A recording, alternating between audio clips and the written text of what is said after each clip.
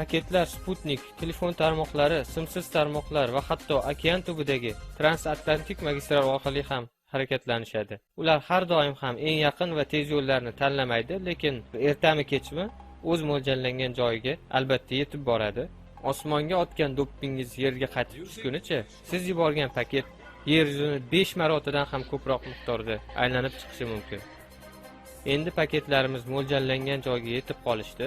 Bu yerda ularni boshqa firewall kutmoqda. Maqsadingizdan kelib chiqqan holda, bu firewall paketingiz uchun xavfsizlikni kafolatlovchi garant bo'lishi yoki uni o'ldirib yuboruvchi jallod ham bo'lishi mumkin.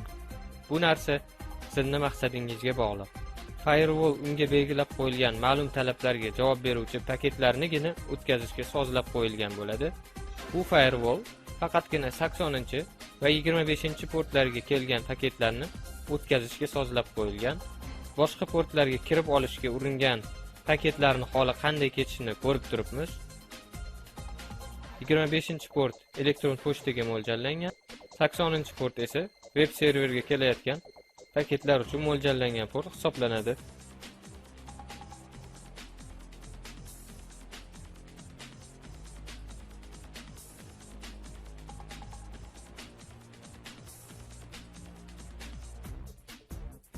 Firewallning ichida paketlar tekshiruvdan o'tadi. Yaxshi paketlar tekshiruvdan o'tib olishadi. Bu tekshiruvdan allaqanday yo'llar bilan o'tish ancha murakkab ish hisoblanadi. Misol uchun o'lim pingi shu zahotiyoq yo'q qilib yuborildi.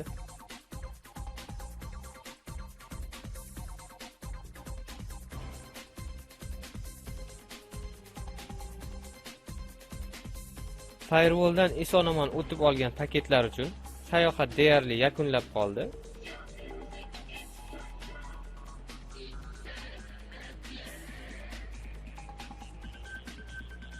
Ular web serverga bo'lgan navbatga kelib qo'shilmoqda.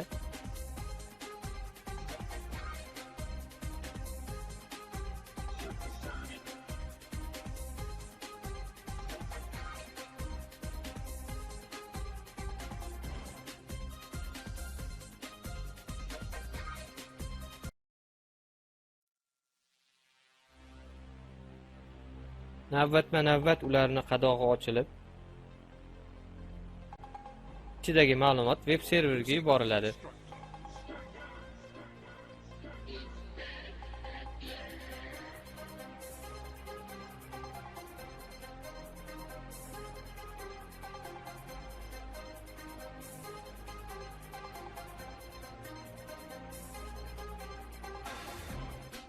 Bir paket bir necha marta ham ishlatilishi mumkin.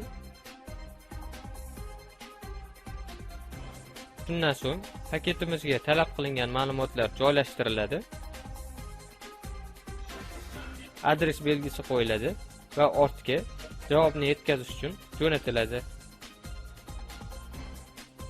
Yana firewalldan, marshrutizatordan va keyin internetdan o'tadi.